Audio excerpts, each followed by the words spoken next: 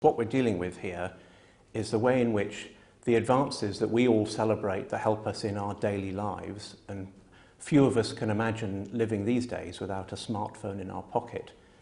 But all those developments that we have give opportunities at the edges to terrorists as well.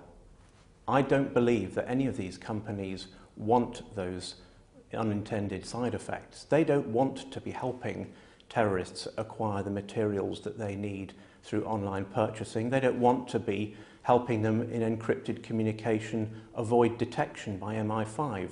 And they don't want to be having their social media platforms used for terrorist propaganda. The constant challenge is that technology all the time is rapidly developing, and so we need all the time to keep upgrading what is happening. There is a challenge about pace, about scale, and about reach of these technologies as they develop so quickly. So we, working with the private sector, need to constantly move ahead and move forward with the scale of that response. 30 security services across Europe, EU member states and non-EU countries working together, sharing intelligence. We have a joint operational centre and many other initiatives that I haven't spoken about publicly today, in which we are dealing with the terrorist threat.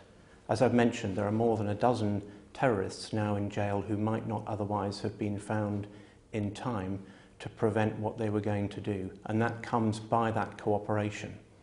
I've also said that that intelligence cooperation, which sits outside EU competence, it is itself part of the wider strategic landscape of security cooperation that the Prime Minister's made a clear statement about when she spoke of the new and bold partnerships the UK wants to build. But all of that wider landscape, that of course is part of the Brexit negotiation and is not for me. But the security and intelligence component of it is long-lasting, has been there for decades, and is rich and detailed.